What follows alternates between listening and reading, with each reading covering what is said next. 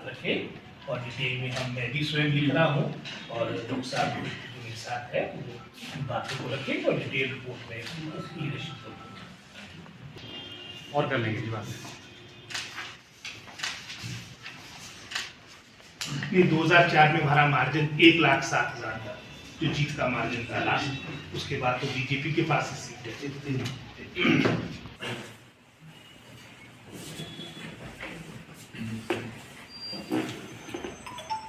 अभी परमार जी हमारे दो एक अध्यक्ष और आए हैं, थोड़ा अजय की उपस्थिति पहुंचने वाले हैं, बुला रहे हैं।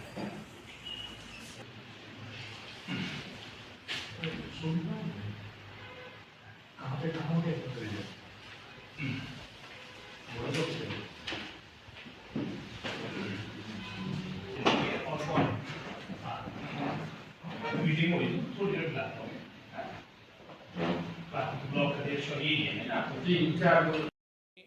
अपने विचार रखे, अपनी बातें रखी है और निश्चित रूप में शीघ्र हमारी इसके उपरांत, जैसे मैंने पहले कहा, आज ब्लॉक अध्यक्ष हमारे प्रभारी आने वाले कल हमारे जो डिस्ट्रिक्ट प्रेसिडेंट्स हैं, क्योंकि इस संसदीय क्षेत्र में हमारे 4 जिला प्रधान आते हैं। शिमला में हमारा शहरी और ग्रामीण जिला के अध्यक्ष है सिरमौर, सोलन, और इसके अलावा भी जो हमारे फ्रंटल ऑर्गेनाइजेशन है, चाहे उसमें हम महिला कांग्रेस की बात करें, यूथ कांग्रेस की बात करें, NSY की बात करें, और भी जो हमारे पंचायती राज SC/ST सेल है, इंटक है, सभी जो हमारे जिला अध्यक्ष है उसकी आगामी कल हमारी बैठक रखी गई है। और उसके उपरांत हमारे जितने भी हमारे इलेक्टेड MLAs, ऑनरेबल मिनिस्टर्स, हमारे जो गत विधानसभा चुनाव में प्रत्याशी रहे, उसकी भी इसी मैं समझता हूँ आगामी 3-4 दिन में बैठक होगी। और सारे जो हमारे सार्थक विचार आगामी लोकसभा चुनाव से संबंधित है, उसको हम अपने प्रदेश नेतृत्व को, माननीय मुख्यमंत्री, पार्टी अध्यक्षा, हमारे महासचिव कांग्रेस पार्टी राजीव शुक्ला जी, उनके पास देंगे और पूरी मजबूती के साथ कांग्रेस पार्टी ये चुनाव लड़ेगी। चाहे हम संसदीय क्षेत्र की बात करें, शिमला के साथ तो कांग्रेस पार्टी का एक बहुत, मैं समझता हूँ, समस्त संसदीय क्षेत्र के साथ एक बड़ा पुराना इतिहास है। अतीत में भी हमारे 3 जो पूर्व मुख्यमंत्री रहे, चाहे उसमें हम अपने दिवंगत नेता डॉक्टर यशवंत सिंह परमार जो हिमाचल के निर्माता रहे, ठाकुर रामलाल जी, राजा वीरभद्र सिंह जी, उन सब की मैं समझता हूँ इस क्षेत्र के साथ एक भावनात्मक रिश्ता था। हालांकि गत 3 चुनाव से हमें सफलता नहीं मिली, लेकिन इस चुनाव में, जैसे मैंने पहले कहा, पूरी मजबूती के साथ जो कांग्रेस पार्टी की 1 वर्ष की जो उपलब्धि रही, आपकी जो वर्किंग हर सरकार की होती है, वो financial year to financial year होती है। और हमारा जैसे 1 अप्रैल 2023 से हमारा जो प्रथम बजट था, उसके उपरांत जो हमारा कार्यक्रम हुए, चाहे वो कर्मचारी वर्ग के हित की बात हो, जो हमारा वादा जनता जनार्दन के साथ गत 2022 के विधानसभा चुनाव के दौरान था, जो हमारे विपक्ष के साथी उस वक्त मजाक उड़ाया करते थे कि OPS कभी लागू नहीं हो सकता, वो हमारी सरकार ने करके दिखाया है, जिसका लाभ हमारे लगभग कोई 1,15,000 हमारे कर्मचारियों को मिलेगा। कठिन वित्तीय स्थिति हमारे को विरासत में मिली, लगभग कोई 76,000 करोड़ का ऋण हमारे को विरासत में मिला। हर हिमाचली पर 1,02,000 का ऋण था। उसके अलावा जो देनदारियां 10,500 करोड़ के आसपास जो हमें DA के रूप में अपने पेंशनर्स को देनी थी, चाहे हम, मैं समझता हूं, जो आपदा के दौरान प्रदेश का अलग से लगभग कोई 12,000 करोड़ का नुकसान हुआ, और हम सभी इस बात को भली भांति जानते हैं कि केंद्र सरकार ने आपदा के दौरान भी किस तरह से विशेषकर हिमाचल प्रदेश के प्रति जो रुख रहा है, इसका जवाब भी हिमाचल की प्रबुद्ध जनता जनार्दन देगी। चाहे वो आपदा से संबंधित हमारी सरकार, हमारे माननीय मुख्यमंत्री ठाकुर सुखविंदर सिंह सुक्खू जी ने जो रिलीफ मैनुअल में संशोधन किया, ये अपने आप में ऐतिहासिक है। 4,500 करोड़ का रिलीफ पैकेज यहाँ पर लाना, ये अपने आप में एक ऐतिहासिक निर्णय था। हमारी सरकार, माननीय मुख्यमंत्री, समस्त कैबिनेट ने एक निर्णय लिया था कि हमको अपने बजटेड स्कीम्स में भी अगर कटौती करनी पड़ेगी, हम करेंगे। हमारी पहली प्राथमिकता, मैं समझता हूँ, जो हमारे प्रभावित लोग हैं, इतनी बड़ी नुकसान, इतनी बड़ी क्षति हुई, जिसमें लगभग कोई 500 से अधिक बहुमूल्य जाने गई, 12,000 करोड़ का नुकसान हुआ। ये सभी बातों को देखते हमने प्राथमिकता आपदा प्रबंधन से संबंधित रखी थी, और उसका ही परिणाम है कि मैं समझता हूँ, चाहे विशेषकर अगर हम शिमला संसदीय क्षेत्र की बात करें, क्योंकि सेब सीजन उस वक्त चला था और परिस्थितियां ऐसी थी, चाहे वो चक्की मोड़ की बात हो, चाहे हमारे इंटरनल रोड्स की बात हो, कि सेब का विपणन करना बड़ा कठिन है। लेकिन हम आभारी हैं, वहाँ पर उनको रेस्क्यू किया गया। सारे ये बातें आपके सामने हैं। ये भी मैं समझता हूँ अपने आप में एक ऐतिहासिक निर्णय रहा कि जहाँ अतीत में किसका घर आपके, मैं समझता हूँ, आपदाग्रस्त होता था, जहाँ मात्र 1,30,000 की आपको पहले राशि दी जाती थी मुआवजे के रूप में, उस राशि को बढ़ाकर 7 लाख किया गया। हिमाचल प्रदेश कृषि और बागवानी पे आधारित है। 90% हमारी जनसंख्या आपकी ग्रामीण क्षेत्र में रहती है। आपका रिलीफ मैनुअल कृषि और बागवानी क्षेत्र में भी उसमें रचनात्मक बढ़ोतरी की गई, जहां अतीत में आपको प्रति बीघा जो नुकसान होता था क्रॉप लॉस का, मात्र कोई 300-350 की राशि थी, उसमें इजाफा करके आज के समय में, वर्तमान में, वो राशि 2,000 प्रति बीघा की गई है। अतीत में आपका अगर परमानेंट लॉस आपकी जमीन का होता था, मात्र कोई 600-700 की राशि मिलती थी, वो राशि बढ़ाकर 10,000 प्रति बीघा की गई। मवेशी हमारे लिए महत्वपूर्ण है।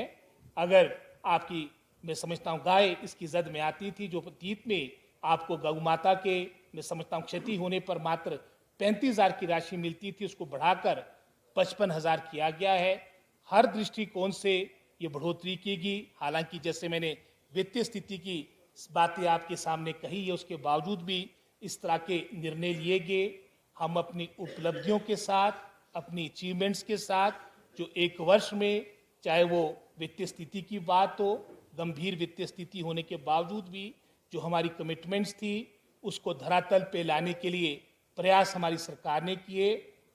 साथ ही साथ मैं समझता हूँ, जो आपदा के दौरान एक बहुत बड़ा 3-4 महीनों में हम सब के लिए एक बहुत बड़ा चुनौती का समय था, वो भी मजबूती के साथ माननीय मुख्यमंत्री के नेतृत्व में हमने उसमें भी हर संभव राहत देने का प्रयास किया।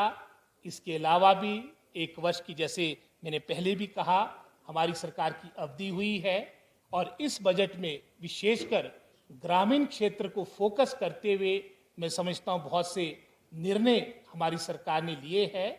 चाहे वो हमारे, मैं समझता हूँ, प्राकृतिक खेती में जो आपका समर्थन मूल्य आपका गेहूं और मक्की का दिया गया, ये अपने आप में ऐतिहासिक है। जहाँ गेहूं का आपका समर्थन मूल्य आपका 40 रुपीस पर केजी किया गया, मक्की का 30 रुपये प्रति किलो किया गया। ये भी अपने आप में प्रथम बार हिमाचल प्रदेश ने ये निर्णय लिया। जहाँ मैं बागवानी की बात कहूँगा, क्योंकि हिमाचल प्रदेश को फ्रूट बोल ऑफ इंडिया के रूप में भी जाना जाता है। हिमाचल प्रदेश में प्रथम बार आपका उत्पाद वजन के आधार पर बिके, ये निर्णय भी हमारी सरकार ने लिया।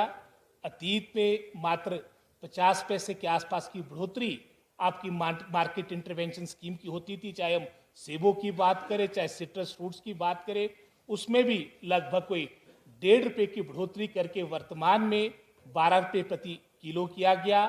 आपके जो फफूंदनाशक, कीटनाशक, जो आपके लघु और सीमांत किसान को विशेषकर हमारे मिला करते थे, जो पिछली सरकार ने जिस पर विराम लगा दिया था, उसको पुनः बहाल किया गया। इसी तरह से जो हमारे मवेशी जिन्होंने रखे हैं, विशेषकर मैं समझता हूँ, अगर दूध की कीमतों की बात करें, उसमें भी काफ़ी बढ़ोतरी की गई। लगभग अगर मैं समझता हूँ गाय के दूध की बात करें, जो पहले मात्र 37 रुपये प्रति मैं समझता हूँ लीटर था, उसको बढ़ाकर 45 रुपये प्रति लीटर किया गया है। और इसी तरह से जो हमारी भैंस का दूध पहले 47 रुपये प्रति लीटर था, उसको 55 रुपये प्रति लीटर किया गया है। हर तरह से अपनी एग्रेरियन इकोनॉमी को, अपनी ग्रामीण व्यवस्था को, इकोनॉमी को बूस्ट करने का प्रयास हमारी सरकार ने किया। केंद्र ने जहां वित्तीय तरीके से हमारे पर मैं समझता हूं हर तरह से रुकावटें, किसी ना किसी तरह से बाधाएं लगाने का प्रयास किया, चाहे वो आपदा का समय था या चाहे हमारी जो लोन लिमिट थी उसमें कटौती की गई, जो हमारे को कंपनसेशन जीएसटी के औसत पे मिलता था उस पर भी मैं समझता हूँ काफ़ी कटौती की गई। जो हमारे फॉरेन एडेड प्रोजेक्ट्स जिसमें कोई लिमिट नहीं थी, उसको भी मात्र अब 3-3.5 के आसपास 3-3.5 करोड़ के आसपास की लिमिट 3 वर्ष के लिए कर दी गई है। ये भी मैं समझता हूँ एक बहुत गलत निर्णय केंद्र सरकार ने किया। और साथ ही साथ तो नहीं की, लेकिन लोकतंत्र की हत्या करने का जो मैं समझता हूँ एक बहुत ही गलत कृत्य केंद्र सरकार ने किया है, इसकी हम घोर निंदा करते हैं। और आने वाले समय में इस लोकसभा इलेक्शन के दौरान और साथ ही साथ जो हमारे 9 जगह विधानसभा के चुनाव भी होने जा रहे हैं, वहाँ पर भी कांग्रेस पार्टी 9 के 9 जो हमारे विधानसभा की सीटें हैं चुनाव जीतेगी। लोकसभा चुनाव में भी बहुत अच्छा प्रदर्शन रहेगा। और जो क्रम आपकी कांग्रेस पार्टी के पक्ष में यहाँ की जनता जनार्दन ने अपना आशीर्वाद दिया, कांग्रेस पार्टी के कार्यकर्ताओं ने अपनी मेहनत, संघर्ष, परिश्रम का जो परिचय 2021 यानी उपचुनाव के उपरांत किया है, उसके बाद चाहे 22 का इलेक्शन था, उसमें भी मिशन रिपीट की बड़ी बड़ी बातें हुई, वहाँ पर भी कांग्रेस पार्टी को अपना आशीर्वाद दिया। और इन चुनाव में भी चाहे वो लोकसभा की बात हो, चाहे हमारे 9 आपके जो विधानसभा सीटों के जो एक तरह से चुनाव प्रदेश पे थोपे जा रहे हैं, यहाँ पर भी हमारी हिमाचल प्रदेश की प्रभु जनता जनार्दन, क्योंकि हिमाचल प्रदेश आपकी देवभूमि है, यहाँ पर भारतीय जनता पार्टी का छल कपट नहीं चलेगा, यहाँ पर निश्चित रूप से न्याय मिलेगा। और कांग्रेस पार्टी बहुत अच्छा प्रदर्शन जहाँ लोकसभा के चुनाव के दौरान करेगी, लोकसभा चुनाव में करेगी।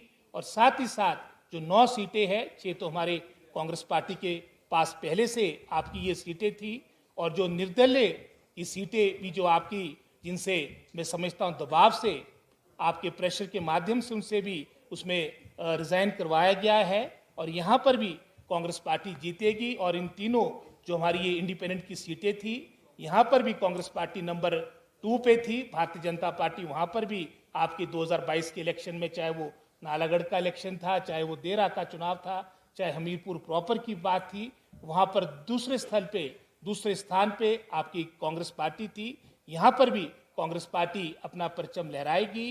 तो यही कुछ बातें मैंने आपके साथ साझा करनी थी। इसके अलावा कोई सवाल आपका है उसके, और एक बहुत ही महत्वपूर्ण जो हमने, मैं समझता हूँ 1500, ये भी एक बहुत ही महत्वपूर्ण चुनाव के दौरान हमारी महत्वपूर्ण घोषणा थी, हमारी गारंटी थी। और इसका प्रारंभ भी माननीय मुख्यमंत्री ने अपने सबसे जो हमारा दुर्गम जिला है, लाहौल स्पीति जिला है, 25 तारीख को प्रारंभ कर दिया था। और वहाँ पर सभी हमारी महिलाओं को, माताओं बहनों को वो राशि प्राप्त हो चुकी है। और इसके अलावा भी पूरे प्रदेश में इस योजना को प्रारंभ कर दिया गया था। हमें ये खेद की बात है जहाँ भारतीय जनता पार्टी के नेता आए दिन इस गारंटी को लेकर, चाहे विधानसभा के अंदर हो, चाहे मीडिया के माध्यम से इस बात को उजागर करते थे कि कांग्रेस पार्टी इसको लागू नहीं कर रही है। जब लागू करने का समय आया, हमने इसके लिए पैसे का प्रावधान किया, तब इसका विरोध करके स्वयं जयराम ठाकुर जी अपने अन्य विधायकों के साथ, भारतीय जनता पार्टी के अपने वरिष्ठ नेताओं के पास साथ इलेक्शन कमीशन में गए थे। इसका विरोध वहाँ पर उन्होंने, मैं समझता हूँ वहाँ पर उसका विरोध किया है। और उस बात को देखते हुए कहीं ना कहीं इसमें रोकने का भी प्रयास हुआ है। ये भी सारी बातें हम जनता जनार्दन के बीच जो इनकी जन विरोधी नीति है, महिला विरोधी जो इनकी मैं समझता हूँ सोच है, उसके साथ हम जनता के बीच जाएंगे। और हमें पूर्ण आशा है कि जनता जनार्दन के आशीर्वाद से, हमारे कार्यकर्ताओं की मेहनत और परिश्रम से कांग्रेस पार्टी बहुत अच्छी जीत यहाँ पर हासिल करेगी। बाद में प्लीज। ये तो एक प्रमुख मुद्दा है जो आप टिकटों की बात कर रहे हैं, और शीघ्र मैं समझता हूँ सारी बातों को देखते हुए, विनेबिलिटी को देखते हुए, पार्टी के प्रति निष्ठा को देखते हुए पार्टी निर्णय लेगी।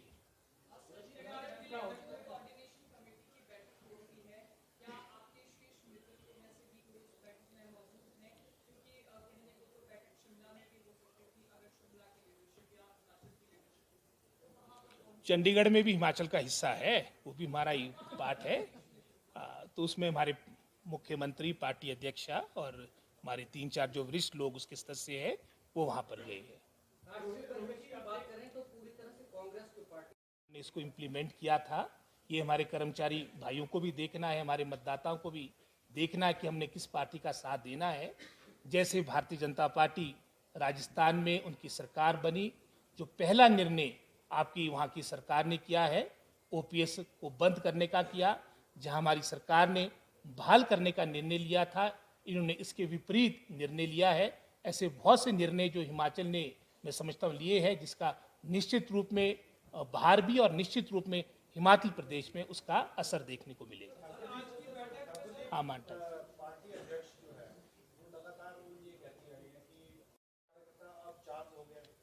जहाँ तक आपने पार्टी अध्यक्षा की बात कही और काफ़ी स्पष्ट उनकी स्टेटमेंट परसों भी आ गई थी, तो कुछ तो कई दफ़ा मिस रिपोर्टिंग भी हो जाती है, लेकिन बिल्कुल एकजुट होकर कांग्रेस पार्टी आपके लोकसभा चुनाव को, विधानसभा की 9 की 9 सीटों को पूरी सीरियसली मजबूती के साथ लड़ेगी और निश्चित रूप में इसमें आपको अच्छे परिणाम देखने को मिलेंगे।